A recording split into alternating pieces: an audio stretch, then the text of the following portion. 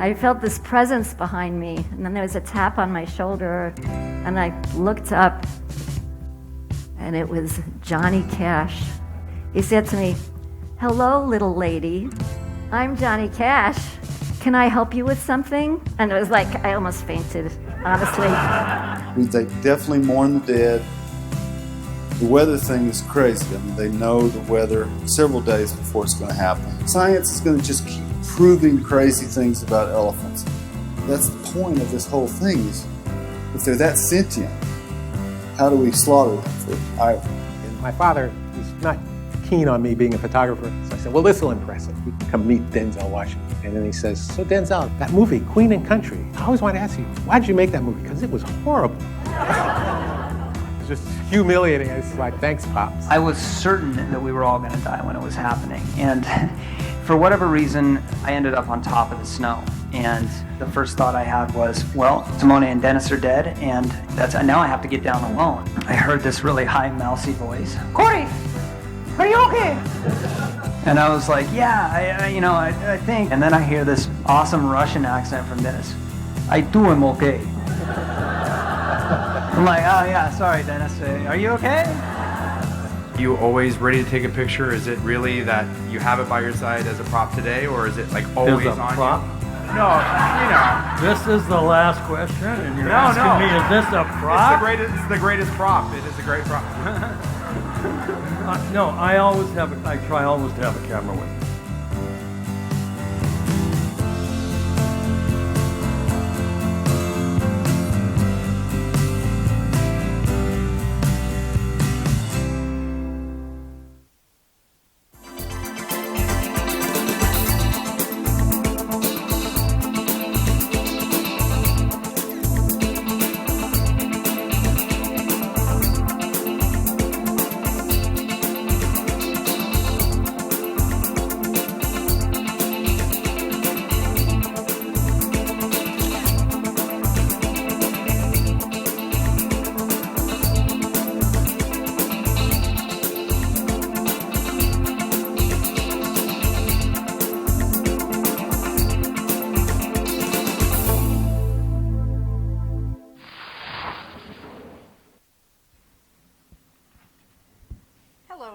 Good evening and welcome to the Annenberg Space for Photography's Iris Night Lectures. And this is a terrific space that you're here in tonight, and we're just so glad you're here. My name is Cindy Kennard, and I'm actually a brand new managing director of the Annenberg Foundation, and I have the best job in the whole city, and maybe in the whole country at the moment. So I'm really happy to be here, and I'm really happy to be here for the first time with all of you. Now, before I introduce tonight's lecturer for us, I want to acknowledge our audience members, our important audience members out there that are watching by live webcast on their computers or their iPads or their mobile devices or whatever's working for them these days. And now a word about our guests. Mark Holtzman is an aerial photographer. His images capture unique perspectives of life in California, including the perilous impact of erosion on our beaches. You can see some of Mark's images in our great current exhibition, Sink or Swim, at the Annenberg Photo Space, and we'll hope you'll be there at Sink or Swim, Designing for a Sea Change. Holtzman is the recipient of several awards, almost too many to count, including a World Press Photo, Picture of the Year International. His work has appeared in several national and international publications, including Sports Illustrated, Wall Street Journal, and Vanity Fair. As you can see right now, Mark is currently signing a filter that he will place in our filter wall, right back there, that's lighting up before you, on his way up to the stage. And we are really honored to have him be part of this great tradition here that was started before I arrived, of course. There he is. Great. So please now welcome me enjoying our hands together for Mark Holtzman.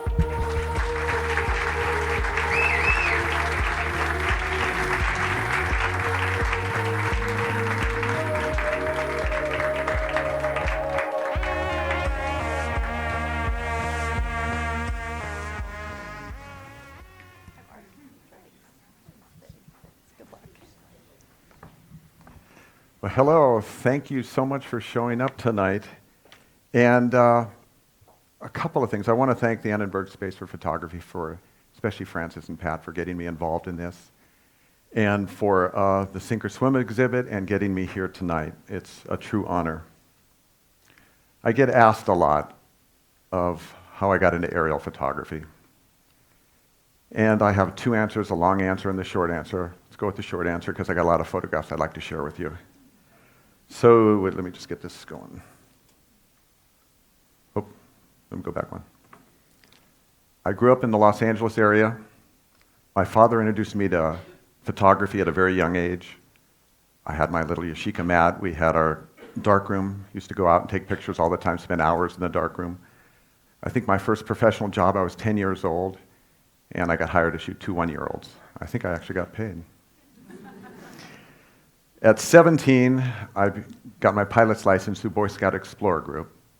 The same time I became a lifeguard at the beach, which gives me affinity for the ocean, and my love of that too. Well, let me talk about this first. It's the Hollywood sign, but it's not really why I put this up. It's the snow in the background. We don't get that very often, and maybe that is the climate issue, but that's why I put that picture up. Now, in the 90s, I decided to put both my passions together as an aerial photographer, as a photographer and as a pilot, to become an aerial photographer. I knew nothing about aerial photography. I had never met an aerial photographer, and I have no idea why I did this. But I pursued it, and I started getting work, and then I figured out there was a lot to learn being an aerial photographer. So the first thing I had to learn is how to fly and take pictures. So basically, you sit on the left side of an airplane, you take off, you're flying, you get to where you're going, you open the window, stick your head out, and take pictures. Sounded simple enough. It isn't. The next thing was the airspace. Los Angeles, San Francisco, San Diego, Las Vegas, very convoluted airspace. In this picture alone, every direction you look, there's going to be some kind of restriction in airspace. So I was getting that down, and I was getting my left turns better. The next thing was how to find the site I needed to shoot. So somebody would give me an address, and I have to go find it. Well, back in those days, it was film camera, that's okay, and it was the Thomas Guide. The infamous Thomas Guide, and I tell you, I have a lot of words for it, and infamous is not one of them. You know the Thomas Guide, you open it up, and there's a mile by a mile, and you turn the next page, and it's another mile by mile. When you're flying 100 miles an hour, you can go through pages left and right, and realistically, I couldn't use it in a car. I never did figure out. Thinking back, I still managed to pull it off, and I have no idea how. Now, the not near future of that, cameras became digital. The Google Earth type of images became available, and GPS. It made it much easier. However, I still have my moments. When I was asked to do this, I started thinking about how I work. What is my process for aerial photography? And it occurred to me, remember the film West Side Story, the movie? The very beginning scene, before credits and all, they show a picture of the Earth looking down from a satellite. The next picture, it zooms in, and now you see the United States. Then you see New York, Manhattan, Lower East Side, top of the buildings, bottom of the buildings, and the dancing. That's how I work, except for the dancing. I start wide, and I focus and focus until I see what I want. And it's fun. Now, my airplane is my tripod. It is my studio. For me to get a picture out of my airplane, I need to put my airplane in the position it needs to be. It's whether what I'm shooting is moving or not moving, I'm always moving. It's a very fluid system, and everything happens very fast. The other issues we run into are weather. Let me just get some more pictures going. That's San Diego. There's lots of different weather issues. San Francisco. You're looking at the wide shots, and try to find a building or something you need to shoot in those areas. Get very difficult, especially when you go night. And then this is the wide view, and coming down, you get closer up, and you can focus in on what you want to shoot. Here's a couple more, then I want to talk about some weather. That's Newport Harbor. Now, weather issues, there are always issues out there with weather, and what I found out is whatever challenges there are in weather, there can be opportunities. So let me show you a couple of opportunities I found shooting in different weather issues. Haze. This is actually a really bad day, but I just kind of embraced the haze, and it's showing what Los Angeles is. Now, lighting issues. Every photographer knows a good lighting is behind your back, lighting the subject, and I get that on every one of my pictures for about 15 seconds. Then I get it from the left, then I get it straight on, then I get it from the right, and then I start the vicious cycle again. Anyway, sometimes lighting is really fun. This one is Catalina, that's the isthmus, but I love the textures of the water, and it gets dark, and it almost repeats itself again. It gets light, and then the textures again, and it goes all the way up, and you get a very defined horizon. Now, another another challenge is shadows. Shadows in a big city area, they look like little blotches, if that's actually a word. Doesn't look good, but however, sometimes you can get very interesting things out of shadows. Now, if you really want to see how I shot this, you have to turn your head sideways, because I rotated the picture. But this was after the Breeders' Cup. The horses were done with the race, they're going back and just cooling off. But I just love the definition of the shadows.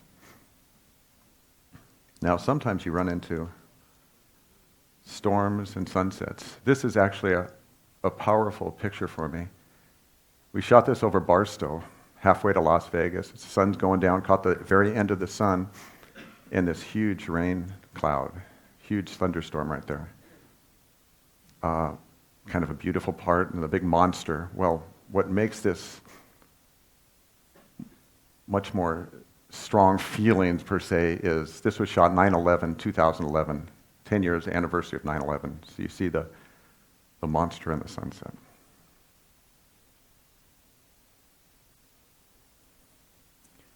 Now you have June gloom coming in at LAX. Looks nice when it's like this. Once it's over, it doesn't look so good. But when you see it coming in, it kind of rolls in. This one I like. Every time I see this, I go, what is this guy thinking? Where's he going? Actually, I have a name for this. It's called Good Year, Bad Day. It's just, he probably wasn't going anywhere, but it sure looked like it to me. Here's a couple extra. That's Alcatraz. There's always fog up there, but it was just over the island. So there's opportunities with these.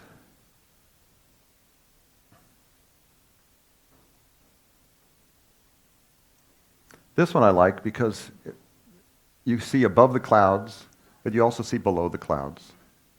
This was out in the San Gabriel Mountains. And it's just a pretty picture for me.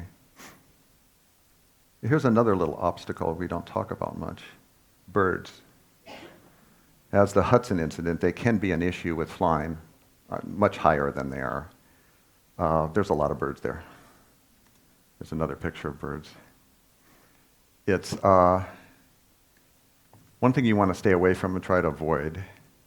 The only thing just as bad as flying through them is be walking under that thing. Wouldn't want to be there.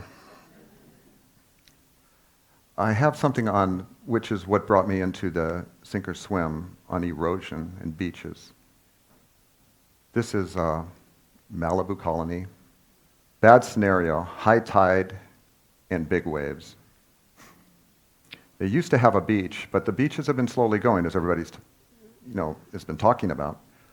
This shows that here's one, here's another one looking down. They actually had workers there trying to save some of the patios. The other area that was getting hit pretty well is called Broad Beach. When I was a lifeguard many years ago, we used to go to Broad Beach because it had a wonderful beach. The houses were kind of small, it was kind of secluded, nobody knew about it. It became a very popular area. Houses changed, and the beaches started going away.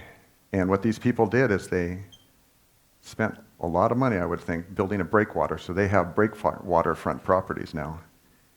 And here's one house. It looks like nobody was living there at the time. They didn't up for the breakwater, and you can see what's happening. Now there's another issue I've seen. This is down on Laguna Beach. Houses are getting to me. Maybe I'm just a little pessimistic, but they look like they're really close to the edges there. Actually, here's another view. Some of the house with the red roof, you can't be 5 feet from the end of, and then I don't know what they're going to do about it, but it definitely looks like an issue. Here's the other view of it. They have nice views, though. Here's one up in Point Doom. So it's hitting there, too. I don't know how you could even build a house as close to the cliffs. Now, being a lifeguard, I have to show you about rip tides. Rip currents is the correct term now. It's basically water comes in and it has to go back out. It forms, depending on the topography of the sand, it goes back out in rivers. And just to show, these are big. Now, it pulls you out, but you can see it doesn't pull you to China or Hawaii. It'll stay right there and it'll dissipate, and you can swim parallel to the shore and get out of it. But just wanted to throw a few of these out because these are big ones, and you don't see them from the ocean. When you're on the ground, you don't see it. Here's another one. It's a little harder to see, but it looks like it's almost turning around and coming back in. And one to give you a relationship to the pier.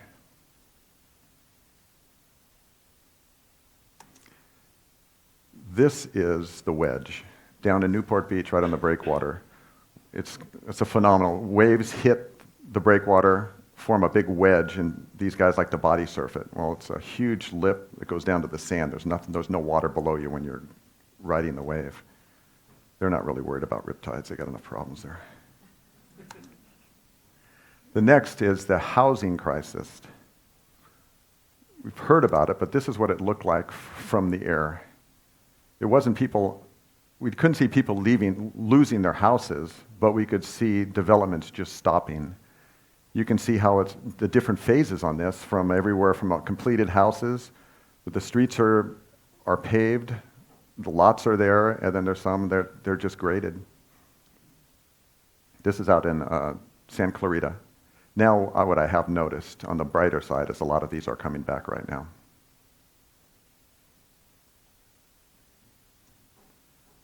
Yeah, this one's come back probably most of it. It's probably 70%. But there was times where you were the only house in your block, and then there was nothing else. And this went on for some years. Pads were poured, weeds are growing through. Some pads are poured, lots are there, streets are paved. They even looks like they put in the greenery to make it look nice, and it just stopped. Nobody around.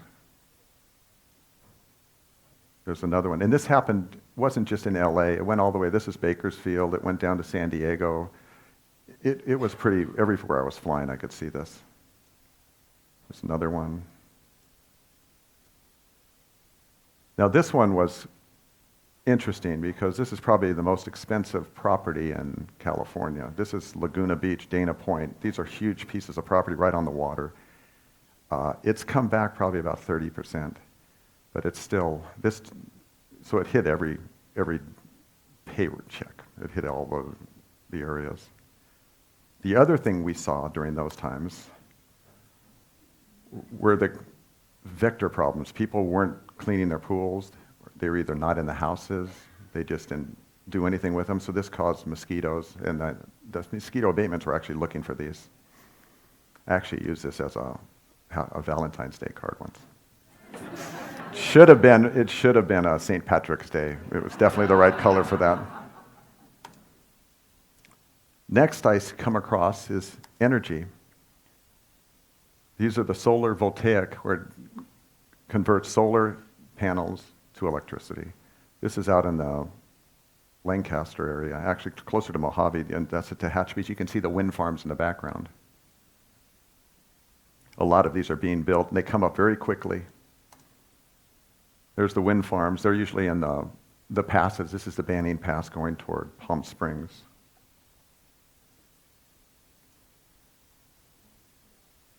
Some oil things down by the coast. This is another type of solar. All the mirrors shine up onto the top here. And it heats that up, it goes down, and it turns steam, and it produces electricity. There's a huge one of these out by Vegas, about 50 miles south of Vegas, that it's so big, the problem they're running into is birds fly over it, and they cook them before they get to the other side. It's called Ivanpah. This is I didn't even realize this was out there. This was an old nuclear plant. It closed in 1989 up in the Sacramento area. What's good about it, since they're all electrical lines coming in, you can see their solar panels starting, which is a good sign. This is the Diablo nuclear plant. You can't see it except from the air. There's no roads around there that you can drive on. It's the only way you can see it is by the air, and you can see the water coming out. That's the cooling. And everybody probably knows this one. Now they're trying to figure out how to clean it up. The next, I've got pictures of the water, how the water comes down. This is coming down the Central Valley, and you can see the tributaries, and that's how they get the water for all the growing, the agriculture areas. It's the Colorado River. It's actually very pretty out there. I like the sandbars on these. It's also the Colorado River. Just some very scenerist pictures. You can start to see how the water is getting lower as there's the white little edges on it where the water would normally be. Now this is the water coming down from the Owens Valley from Mono Lake. Kind of meanders all the way down. It's in the Inyo Kern River. Some more in the Central Valley.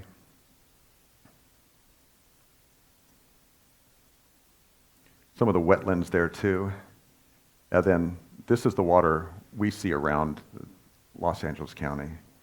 This is out in Hesperia, Victorville. It's the LA Aqueduct.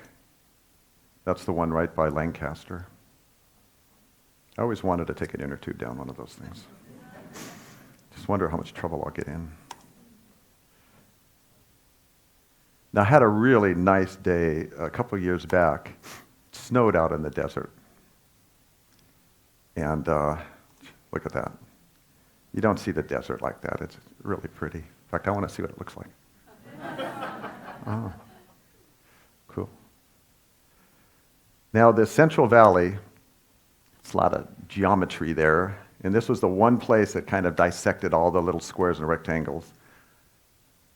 That's how everybody grows. That way, then they also have round watering, another way to water their plants. The other things you see once in a while, that's down by Palomar, Oceanside. They have a flower farm there. And you can see people walking around. You can walk around and see it. That's up in Central Valley. I like that picture. Be a nice wallpaper. The next is some disaster type of pictures. Big fire on the Hollywood Hills. Santana winds are blowing. You can see which way it's blowing it. They got it out fairly quickly, I remember. Here's an airplane crash off the runway. Nobody got hurt. For some reason, it never got off the runway. It's at Point Magoo. And they all got out, and nothing much of the plane left.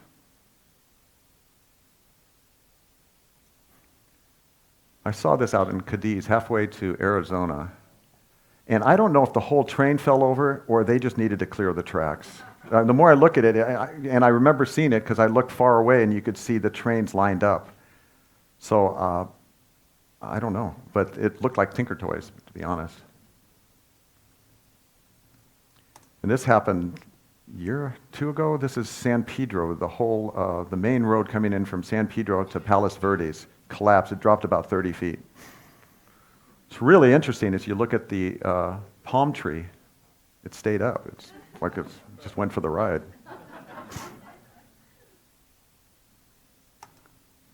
This was bad. This was the Chatsworth accident. The good thing that came out of this is we just had an accident last week, and because of this, they've changed the cars. So there was only one fatality from last week.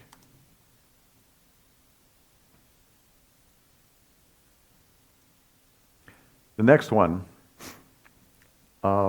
is about, I put this in a section called Timing is Everything. It's moving objects now. And I'll give you a little background before I show you the picture. I went with my son Stephen and a couple of friends to go shoot the football game, Penn State USC in 2009. We knew there was going to be a flyover and figured we'd go have fun, take pictures, and see if we can get the flyover. I knew what time. I knew basically what I wanted to do, but I had no idea if I'd even see it. Well, it worked, and we got a nice picture of it. So we sent this out. I sent this out to a group of aviators who sent it to other people, and it started going, and that was one direction. The other direction is we sent it to Sports Illustrated, and my son sent it to Sports Illustrated and said, "Why don't you put this on the front cover?" Well, anyway, at Sunday morning, a couple days later, at 6:30 in the morning, I get a call from Sports Illustrated say, "Send us the picture now." So I'm jumping around crazy figuring where the picture is and all this stuff. And we got it to them, and we did get a 2-page spread with the Sports Illustrated. The day before that, Monday, before it came out in the newspapers, I get a call from Tournament of Roses. And I had never talked to the guy before, and he started like, "How the hell did your picture get to Washington, D.C.? Can I get a copy of your picture so I can give it to our congressman?" Our state senator, actually, is Dianne Feinstein. And I said, "No, I'll give it to her." And so I flew out. Actually, I did fly to Washington, D.C., and I gave it to her. And it was a wonderful experience. This also went on to Sports Illustrated, sent it to World Press Photo, and it came in second out of 106,000 pictures in World Press Photo. Thank you. And I got to go, my wife and I went to Amsterdam for the whole ceremony. And after meeting all these photojournalists, I don't look through my camera the same way anymore. It was a very eye-opening experience for me. Now, other pictures I have. This is semifinals of the pro women's volleyball last year. I just like the way they're in the air, like ballet. And you can see the ball up there too, I think. Yeah. I'm not a surfer, but I like to watch. And this was big surf up in Malibu. So I had to that's got to hurt. I had to get surfers in big surf. That was fun.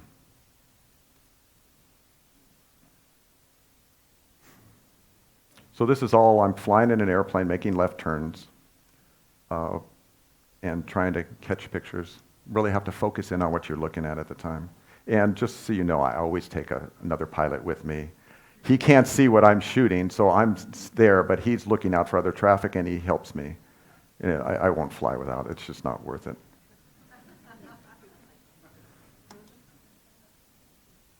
This is Breeders' Cup. I was working Breeders' Cup. I wanted to catch the start and finish of Breeders' Cup. So I started the race here, and it was funny because you think, oh, you're going to go a lot faster than the horses, and you do until they make that turn, and then all of a sudden you're so far behind them, and you got to try to catch up.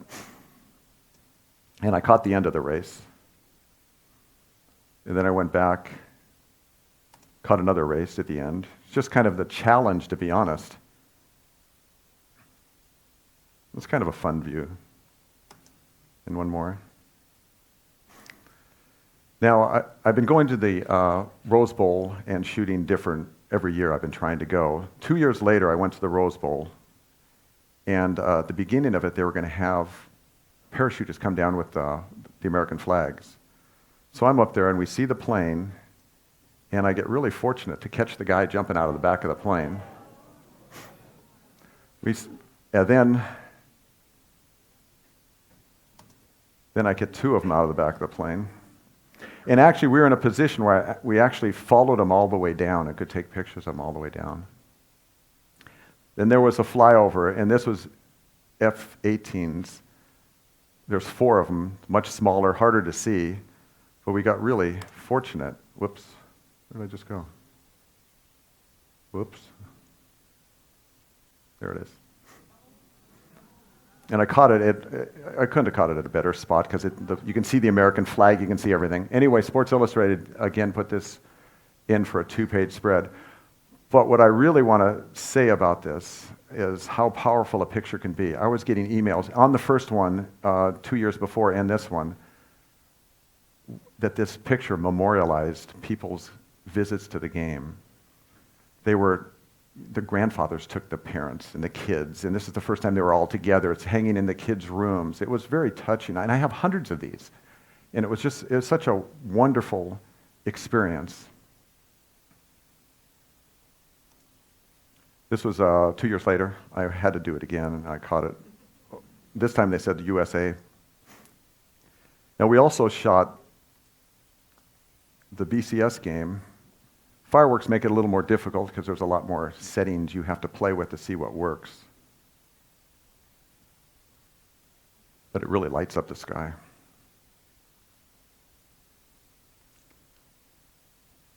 I was flying over downtown, I think it was mid-Wilshire at the time, and I hear over Santa Monica as I'm talking to the controls saying there's 7 F-18s coming in downtown. So I started aiming downtown to see what it was, and I figured out they had to be the Blue Angels because there was some event happening, and I couldn't get to downtown quick enough, so I was racing, figuring that if they're going to go downtown, they're going to turn around and come by the Hollywood sign. So I'm racing, not like they race, but trying to get there, and I got pretty close. I had to work it to get as close as I could to catch them right by the Hollywood sign. Now here's the view you normally see of the beginning of the parade, because they're usually shooting it from the Goodyear blimp. So that's the starting of the parade. The smoke is the fireworks. They have fireworks before it starts. Now this was something. They came, everybody remembers when they came, they were shutting down the whole space for Los Angeles. The only place you could shoot it over Los Angeles was the port. But I checked in the morning, and they took off out of Edwards, and they were going to fly over. And I knew they were going to fly over Palmdale because that's the Skunk Works. That's where they made the shuttle. There was no restrictions there. So my wife and I got up early in the morning, and we had front row seats to this. There was nobody up there. There was a couple of low helicopters from the news, and they just drove by twice, came by. It was pretty magical. It was fun. Then I went back up later that day, and they kept us kind of like a herd over the port, and I got another one. And then when they landed, I got them taxiing in.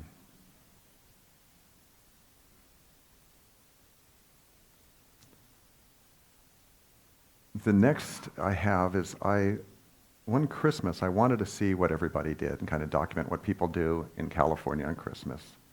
So here's a little series on that. I started at the beach, and with our warm Christmassy weather, it was easy to do. You had the surfers, and then you had people at the beach just walking around. Santa Monica Pier, it was pretty full. There's another one of the pier. I started working my way around, so then I went down to Venice. It's the boardwalk there, and the tennis courts. A paddle tennis course, actually. People hiking up in Griffith Park. Pickwick Stables, they're riding, playing golf. It was really nice to do this. Playing soccer. I don't even know if the observatory, I'm pretty sure it was closed, but everybody was there. And a lot of people were at the cemetery. They were actually pretty full. It was something. Then we had Universal Studios. And Disneyland. I think it's one of the busiest days of the year. And then we went up to the snow. And it was kind of fun. Beach, the snow, all in one day. Well, in an airplane, it was all in about 2 hours. These are going to be, the next group is basically just daily life in Los Angeles, pretty much, California. This is down by the Nokia Center. They put an ice rink. I just loved it because of all the lights and shining and people are dancing. It looks like the guy in the middle is going to fall. Or he's really good. I don't know. From the air, I didn't really look. I didn't go back and see. Next is the port. What I like is if you look off the bow of the ship, you'll see the reflection. It's making circles and all the different textures. That stuff I really like. This was the 50th anniversary of the Dodgers playing the Boston Red Sox. It's the 50th anniversary playing at the Coliseum, because they don't play baseball at the Coliseum anymore. Some people remember this. Anyway, it became, they were going to do one time on the date, and had 115,000 people, most ever at a baseball stadium, because it wasn't a baseball stadium, it was a football stadium. I had to go up and shoot this, so I shot it, and we're the only ones that got it because the second time around the fog came in and we had to be out of there. It's in the Baseball Hall of Fame right now. They like that picture. This is up in the East Bay. It's where the ships are waiting for their demise. I like the colors. It's very peaceful because it is a graveyard, I think. This is no longer, there's a little bit left. This is the railroad tracks downtown. They used to switch the cars.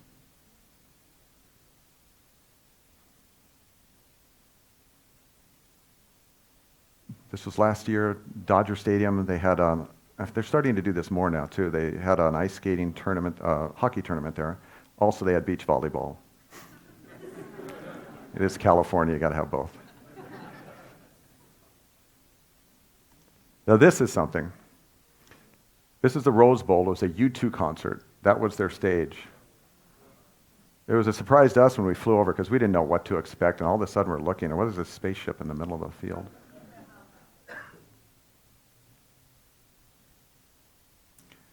Now here's what it looks like.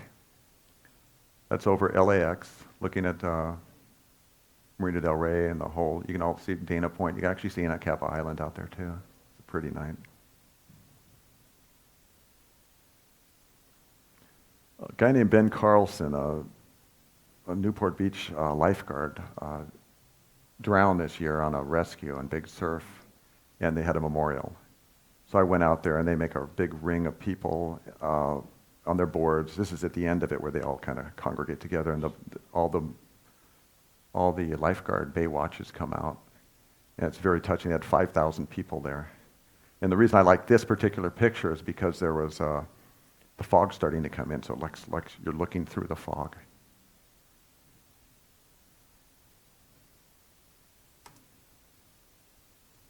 This is Santa Monica Pier Thursday night.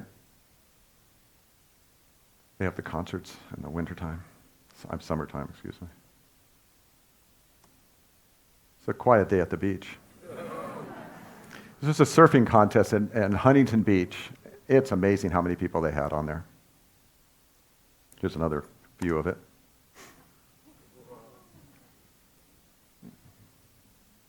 Here's one more. Just amazing how many people can fit on the beach. Literally standing room only.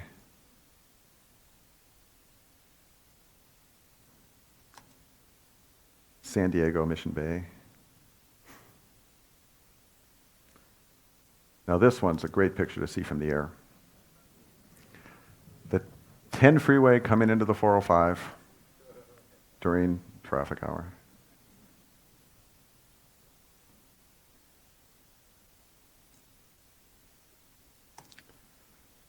This particular interchange, it's probably the most entwined of any of them. It's the 105 and the 110.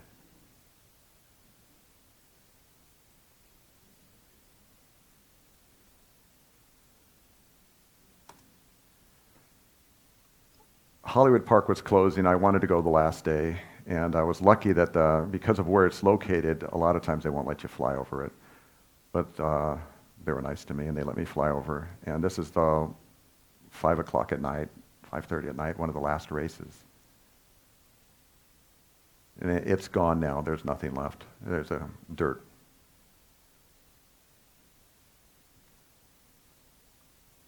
Opening day at Dodger Stadium. It's funny, you think it's easy to shoot when the flag opens up and closes. It actually doesn't stay open that long.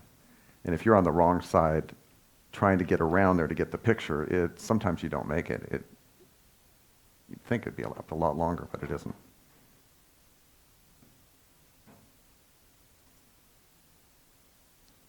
This is up in Pismo Beach in the summertime. People camp out, and then they take their dune buggies and go in all the dunes up there.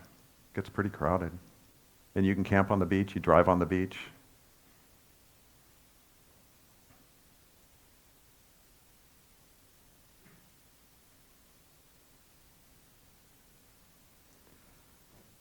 I think they were just doing exercise. In fact, if you look up in the corner, you'll see a swimmer in the water. And I didn't see anything else. I just assumed, I just liked the way the wash is coming on. The rotor was making the white, and it's just very pretty, the patterns that were happening.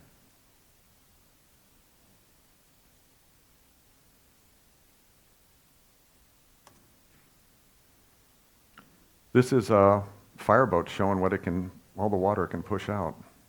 Pretty amazing. Get a little rainbow on the back of it too.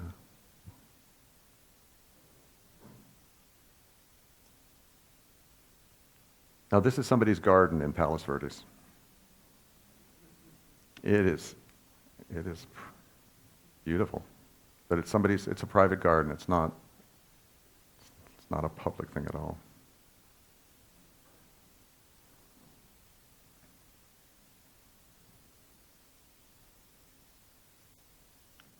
Just like the boats, when the airplanes are done, they bring them to different airports. Mojave has one in Victorville, and some others across the country. They park them there either to dismantle them, or to another country will buy them and put them back in service. And when the times were bad with the economy, there was a whole lot out there just because they shut down a lot of things, and they are back flying again. I like this picture. Reminds me of the two boxers ready before the boxing match. Who's bigger?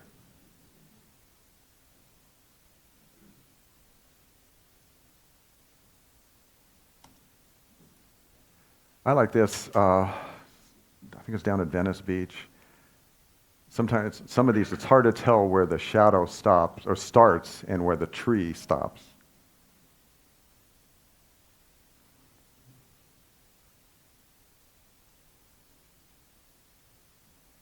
This is in Hawaii. Did some work over there, and maybe it's normal for them to see that kind of water, but for me it wasn't. It's really, really pretty.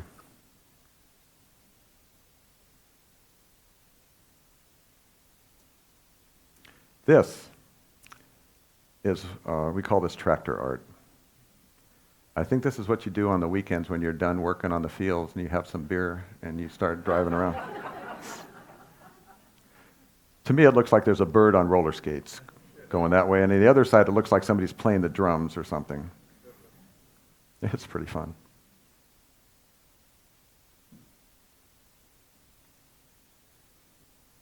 That's Lake Crowley, near Mammoth Mountain.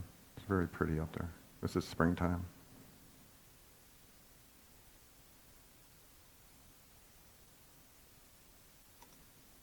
Same, a little bit farther, Bridgeport area. Only in California do you have this, and you have this. This is Joshua Tree, 29 Palms area. Both pretty, just totally different.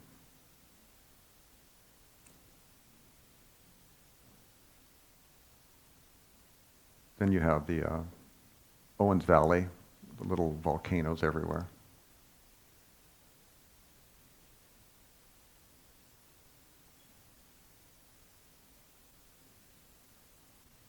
That's Catalina. It's actually very pretty over there. That's Two Harbors, the Isthmus.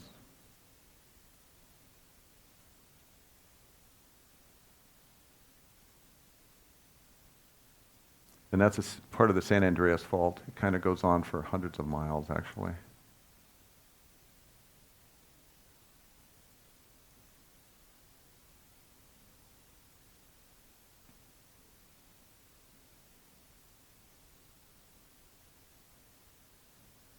It's just up by the Grapevine, and early winter, really. It's the fall. Sun's coming in. It's turning you can see the lighting is turning yellow, and you can see the snow and the clouds.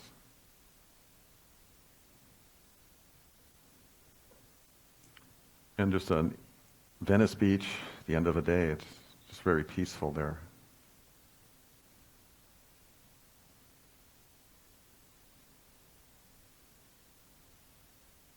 That's the Central Coast by Morro Bay.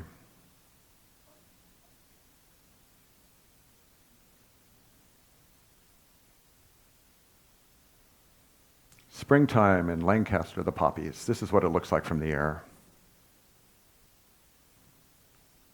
There's some beautiful colors. Look at that.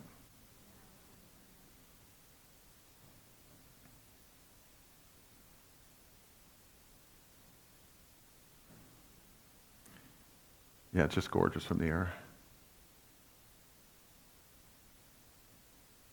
Now coming back in evening, just after sunset, still reflecting the light. It's out in Pomona, actually.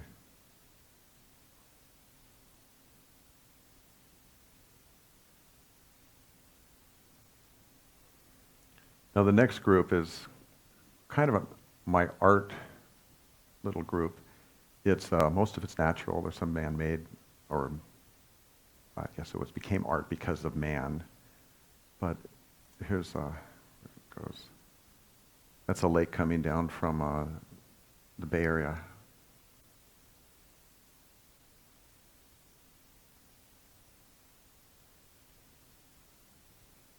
This is my burning bush. It's out by Boren, the borax factory. It's the byproducts. I don't really know what it is, but I wouldn't swim in it. But it is very pretty, though, isn't it? Here's another view of that. Look like a potion you're mixing, actually.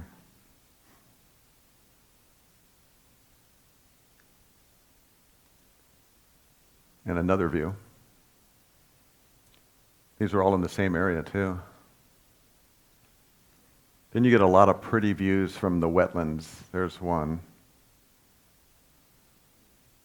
It's either that or some incredibly difficult golf course. I really haven't been able to see. Somebody would probably try to play it.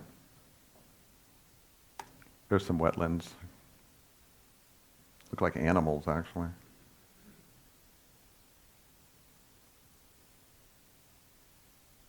There's another one. And these are all over. These are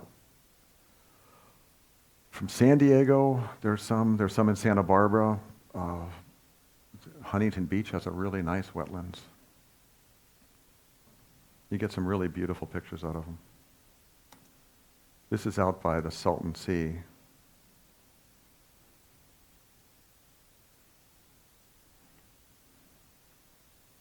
In the same place as the sand dunes, the Salton Sea.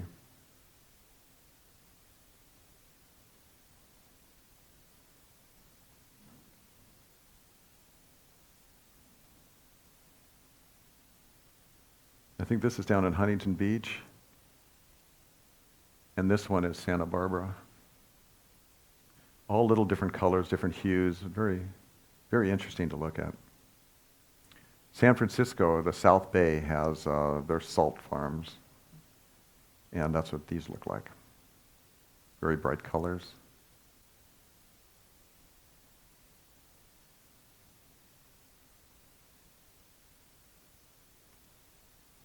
That's the same area.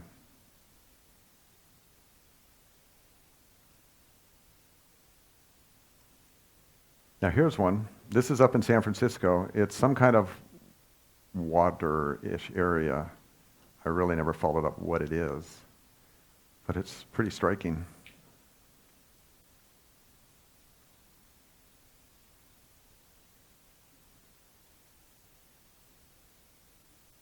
This is down in San Diego.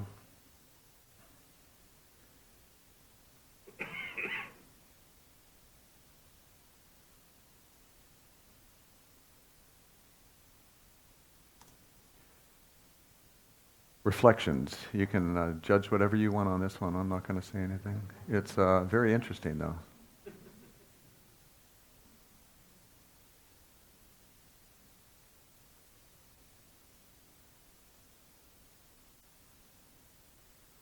And there are animals out there, too. This is up in the Central Coast. It looks like an animal. It's pretty amazing. It's dried water area. Here's another one. It looks like they lost the head, though. It's kind of strange looking.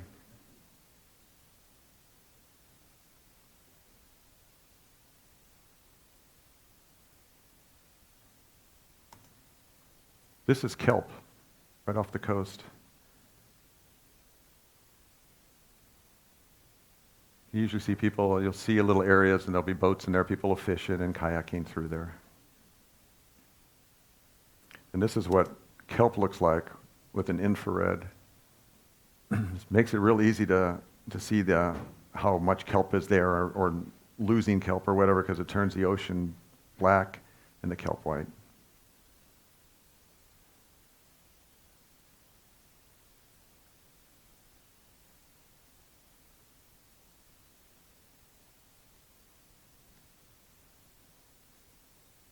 It's up by the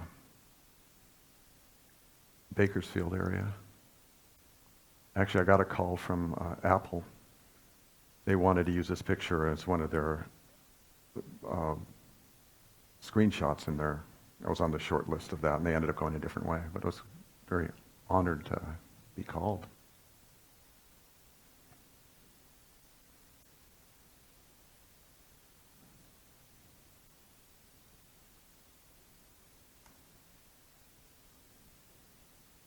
There's the second to last picture. We got one after this one. This is just a beautiful sunset over. I was inland looking out over the ocean.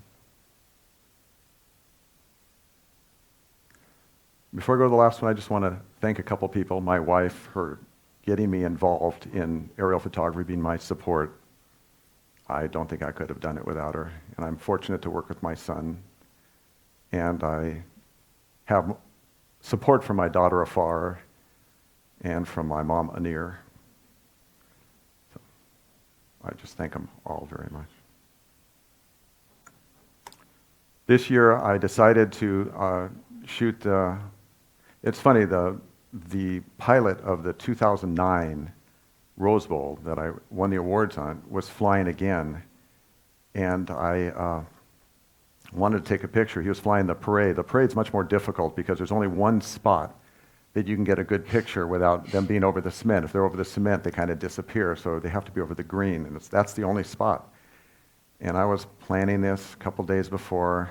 I go through this whole mental thing on any of these flyovers, and then I kind of get in the zone when I'm there. And I knew what I wanted to do, but I had no idea if it was even possible, because this time I'm shooting from in front of me. He's coming at me. And I managed to, we worked and we knew what time he was coming approximately, and then we had to try to see him, because like I said, they're coming down the freeway and down Colorado. It's really difficult to see him. But we managed to get the picture and got him right at the beginning of the parade.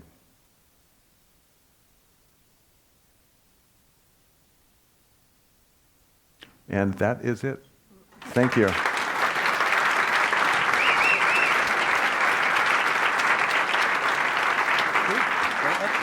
Thanks. All right. So we're going to go ahead and begin the Q&A portion today. So if you've never been here before, a pretty easy Q&A session. All we ask is that look for two of us, myself and Heather here on your right. We've got our microphones. Just make eye contact, raise your hand. I already got one question ready. And we'll come to you. Just make sure to make your way to the closest aisle so that we don't have to crawl over your neighbor. And just a reminder that we are recording this for our online viewers, so please speak clearly into the microphone. And to help you with that, we will hold the microphone for you. All right, so we'll go ahead with this gentleman here on the right.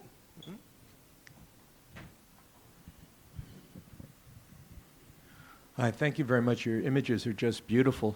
Oh, thank you. You're welcome. The black and the infrared black and white image you took, was that done with film? No, it was with a digital camera. We had converted it to an infrared. Is it possible to, I used to shoot color infrared on film. Is there an equivalent digitally? That's a good question. Yes, there is, except it looks different because now with the infrared, doesn't have to be the pink like they used to be, or the reddish tones. It can be green. It could be whatever you want. It'll show the same information if somebody knows how to read it, and that seems to be the problem now. And the other problem, it's not a problem, but digital is so clear now. A lot of people that used to use infrared to see the vitality of the plants can see it with RGB. Next question down in front on the left. Thanks a lot for bringing this out. Lots of questions about the flying and your altitudes and stuff. I'm a private pilot myself, and I know I get the FAA notices about not flying near that. And I'm curious, is there a sweet spot at which you fly altitude, AGL? And go ahead. On the TFRs like this, it's 3,000 feet you have to be. That's a hard altitude. You have to be above that. Okay. But if you're just there and you deviate at all, so I'm always higher than that. The people I talk to now know me, so I'm talking to the Pasadena police, and I'm talking actually the B-2 pilots were on the same frequency.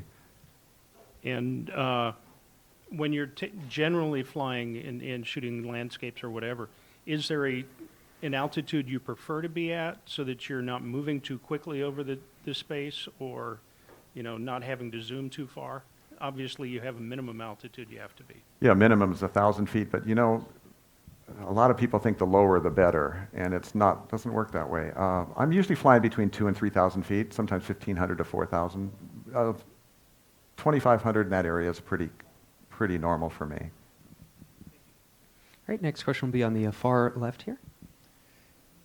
Some of the photographs where it would seem that you wouldn't be allowed to be anywhere close to. So, for instance, this or the ones with the space shuttle. How do you get approval for some of those shots that it would seem like they wouldn't want you anywhere near? Well, the space shuttle, I wasn't allowed to be in the LA area like that. I was only allowed to be when they flew over the Los Angeles area, I had to be at the port. In Lancaster, I was above their Class Delta area, and it was not a problem at all. There was no restrictions. Nobody was there. I'm not saying they shouldn't have had it or what, but I was the only plane up there. Now this, like I said, there's a TFR, there's a hard altitude you have to be above, and I always give myself above that too. Like I said, lower doesn't necessarily mean better. I've got lenses. It's finding what you want to shoot first, and then you can set it up any way you like. There is no, better than another, but I'm always talking to them. They know what they don't want to know. Even if you're legal, if you're not talking to them, they don't appreciate that. And you get better results when they know who you are, and they know if you say you're going to do something, you do it. And that's how I can get into some of these places, because they know my tail number and they know my voice. I've got a question on the left in the back. Hi, you mentioned meeting the photojournalist and how it changed how you looked through the viewfinder. Can you say more about that? Yeah, I could. It gave me context. I've never, you take pictures of pretty things and stuff, and it's wonderful. But then when I went, I hung around these photojournalists, and here I am getting an award for flying over a football game and going home and having a beer, and they've been out 6 months overseas, embedded with, in bad places, I started looking at their work, and there was some power to everything. And so I started trying to do that on mine, but that's the way I look now. I'm looking for some kind of context. Even if it's a sunset, something going along. The way I look now, it's just the way I work. All right, next question will be on the far right over here. With reference to your flying, what type of an aircraft do you fly, and do you always have an assistant or another pilot with you? And with reference to your shots, are they the raw shots, or has some of it been touched up? As far as the pictures go, none of these have been touched up. I use Lightroom, and I shoot raw, and I'll convert them to JPEG. I do just what you would do in a darkroom. It's not me. I don't move things around and do this kind of stuff. It doesn't feel right to me. It has to be organic, has to be true. As far as, I'm sorry, your other question was the plane. I fly a Cessna 206. And yes, I fly. Can I fly by myself and shoot? Yes. Will I? Very, very rarely. It's not safe. I've got traffic avoidance equipment on my plane now. There's a lot of photographers that like to fly and shoot by themselves. It's an ego thing maybe, but I get a better picture, and I want the picture I need. Do I control the plane the whole time? Pretty much. When I'm on, because I have to set the plane up to where I want to get to my picture, and nobody else knows what I want. So I have to do that. But there's somebody helping me and watching out. And I usually take these younger guys or something who has better eyes than me, so they can always see the traffic too. Next question, down front in the left. A great series of images. Thank you very much. You. I'm just curious, what are your thoughts about the increasing use of drones for aerial photography? I knew this was coming. Drones have they're illegal, as you know, right now. They're really cool for low altitude videos. I mean, they just look wonderful. The studio should use them instead of using the cranes for the motion pictures. Real low right now, they're very inexpensive, and they use the little GoPro camera, so you're not going to get the same type of image. Low doesn't mean better. What I like about flying and shooting is I've got control of what I want to shoot when I shoot it, and everything is so fluid and so fast moving. You can't do that with little controls and trying to look through a monitor and get the feel of what you're looking at. At least I don't think so. But I'm not knocking them. They have their point. They have their use. But are they going to compete with what I can do? No. Actually, we've used a drone in Switzerland, but it wasn't these little drones. It was like a $50,000 drone. And it could pretty much not quite match what we do because it was lower. So you can get some nice pictures as it's coming up. But the overall, you're limiting yourself. I've got the whole world to shoot. I can be at 10,000 feet or 1,000 feet. They're in a smaller area. So it's really, they're nice, not what I'm going to use, but they have their interests. It's just got to be, people have to be careful with them, like anything else. And I think most of them, to be honest, most of the people that'll be playing with the drones now have a good time with them and put them in their garage and use them every once in a while. Then there'll be the ones out there that become a filmmaker, and there will be. And it's a good use for that too. But I really like it for the low altitude videos. All right, next question is towards the center here. Oh. Couple technical camera-wise, sharpness, like 250th of a second. How low can you go? Because then the night stuff gets difficult. And night stuff gets real difficult. Do you use any kind of grips or handles or gyros? And then the last question after that would be, how you sell stock? Are you making all your money on stock sales? Well, I do sell stock, and please, you can go on markholtzman.com and you can find it. As soon as we put them up, we haven't quite put them up. I try to shoot in the daytime everything over 1,000th of a second. But at night, it doesn't work that way. And I've gone down to as low as 80th of a second, but it's once I get below 200, 160, I better shoot a lot because I'm not going to get them. And I'd rather have grain than blur. And the newer cameras, I just moved up to the, most of these were shot with the 5D Mark II. I just moved up to the 3, which gives you even better low light. So you can use the speed still. And like I said, I'd rather have grain. I'd rather kick up the ISO to 5,000, 6,000. And with the new camera, I can probably kick it up to more and go with the speed. That's just my feeling. And depth of field, it's not existent where we deal. All right, I'm getting word that this will be the last question of the day. Where is it? Still in the same row. Oh. I'm just right over. Yeah, after your first photograph of the Rose Bowl that was in Sports Illustrated, did you find in subsequent years a lot of other people were doing the same thing in competition for space and such? Shut the cameras off. No. I don't know. I haven't seen anything. I've been going after this. I've been really fortunate to be able to catch these. I've seen other guys that, you have to know where they're coming. You have to get what it looks like. It doesn't look anything like this when they're actually flying over. It's a very different look, and if you've never seen it before, it's really hard to understand. And there's a lot of preparation before this. There's a lot. Even though it looks like I just went up and shot it, mentally there was a major preparation, and I knew where I wanted to be, and I knew the timing. And it's easier now because everybody's at digital clocks, and when they say they're coming over at 2:04 and 32 seconds, they're pretty close. And we have to be there if I want to get it. But you have to see them. There's so many variables. And it's challenging. That's what I love about it. It's, you don't know if you're going to get it, and you can get it this time and not. You never know. But that's the fun. All right, everyone join us in thanking Mark Holtzman. Thank you.